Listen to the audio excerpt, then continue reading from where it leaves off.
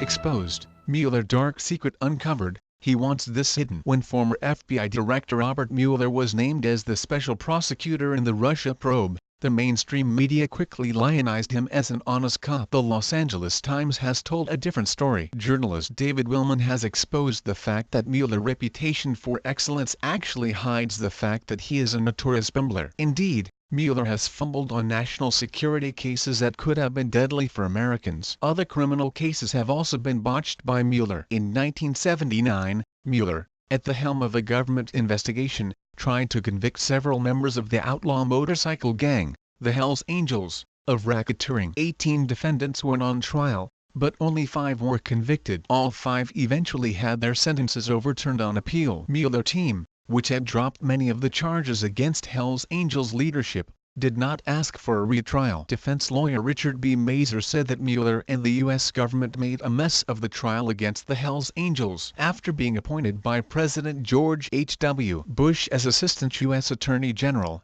Mueller led investigations into New York Mafia boss John Gotti, Panamanian dictator and drug runner Manuel Noriega, and the 1988 bombing of Pan Am Flight 103. One anonymous prosecutor who worked alongside Mueller during this time described him as an order giver, and someone who does and invite disagreement. According to Willman, Mueller's linear approach to evaluating evidence led him to fumble the biggest U.S. terrorism investigation since 9/11. The case in question concerns the FBI failure to unmask the person responsible for mailing letters containing anthrax to public officials. This act of terrorism killed 5 and injured 17 others. Michael Mason, the former head of the FBI Washington field office, claims that Mueller was always the leader of the anthrax investigation.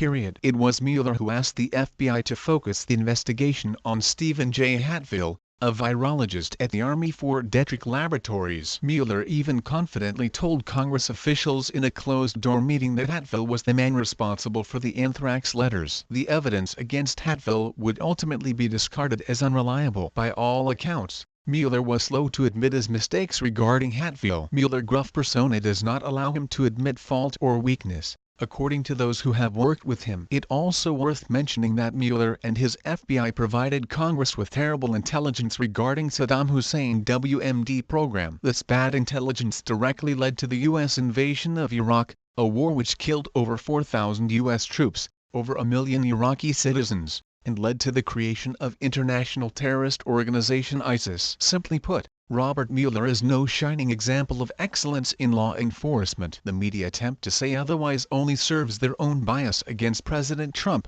and their belief in the legitimacy of Mueller. Russia probe. Mueller also has a vested interest in tying President Trump to Russia, for he himself acted as something of a go-between for the two nations when Moscow asked for samples of highly enriched uranium (HEU) around the time of the Uranium One deal. Mueller is no hound of justice, but another lapdog for the Washington establishment.